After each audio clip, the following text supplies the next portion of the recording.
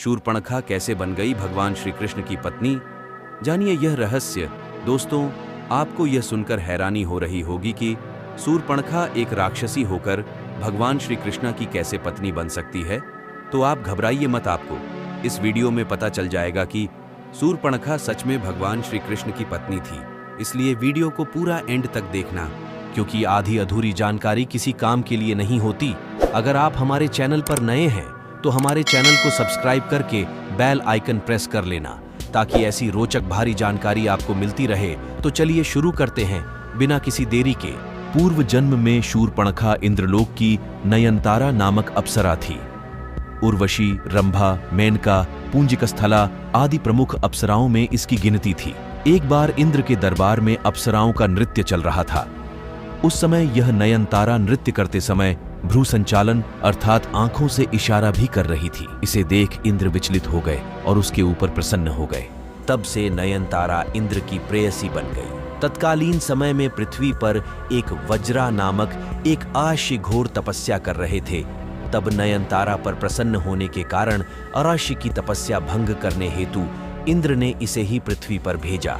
परंतु वज्रा आराश्य की तपस्या भंग होने पर उन्होंने इसे राक्षसी होने का श्राप दे दिया। ऋषि से क्षमा याचना करने पर वज्रा ऋषि ने उससे कहा कि राक्षस जन्म में ही तुझे प्रभु के दर्शन होंगे।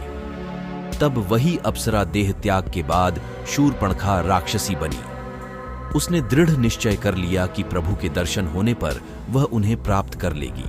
वही नयनतारा वाला मोहक रूप बनाकर ही शूर्पणखा श्री राम प्रभु के पास गई, परंतु एक गलती कर बैठी।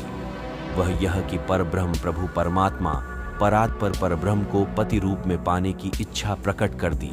तुम सम पुरुष न मो सम नारी, यह संजोग विधि रचा विचारी। मम अनुरूप पुरुष जगमाही, देखियूं खोजी लोक तिहु नाही। परब्रह्म को प्राप्त करने की एक प्रक्रिया होती है। भक्ति या वैराग्य के सहारे ही परब्रह्म को प्राप्त किया जा सकता है। शूर्पणखा भक्ति रूपा सीता माता और वैराग्य रूपी श्री लक्ष्मण जी के पास न जाकर सीधे ब्रह्म के पास चली गई। यह उसकी सबसे बड़ी गलती है। वह तो डायरेक्ट श्री राम की पत्नी बनकर भक्ति को ही अलग कर देना चाहती थी। इसके अलावा वैराग्य का आश्रय लेती तो भी प्रभु को प्राप्त कर सकती थी, परंतु वैराग्य को भी नकार कर अर्थात वैराग्य रूपी श्री लक्ष्मण जी के पास भी न जाकर एवं अहंकार में आकर सीधे प्रभु के पास चली गई। उसमें अहंकार आ गया। वह कहती है, संपूर्ण संसार में मेरे समान कोई नारी नहीं। इसका अर्थ यह हुआ कि समस्त संसार में आपकी पत्नी बनने लायक मेरे समान कोई नारी नहीं है। अहंकारी को प्रभु मिलन संभव ही नहीं हो सकता। फिर भी उचित प्रक्रिया का ज्ञान कराने के लिए उसे वैराग्य रूपी लक्ष्मण के पास भेजा गया, ताकि उसे प्रभु मिलन की सही प्रक्रिया ज्ञात हो सके। वैरागी लक्ष्मण ने सोचा कि राक्षसी को वैराग्य तो आ नहीं सकता, अतः उसे पुनः प्रभु के पास भेज दिया। तब प्रभु ने कहा कि मैं तो भक्ति के वश में हूं। तब शूर्पणखा भक्ति रूपा सीता माता के पास गई, परंतु वहां भी एक भागवतापराध कर बैठी। सोचा, प्रभु इस भक्ति के वश में है, अतः मैं इस भक्ति को ही खा जाऊं, भक्ति को ही नष्ट कर दूं। जबकि नियम यह है कि श्रद्धा भक्ति बढ़ाओ संतन की सेवा। अतः लक्ष्मण जी ने क्रोध में आकर उसके नाक कान काटकर अंग भंग कर दिया।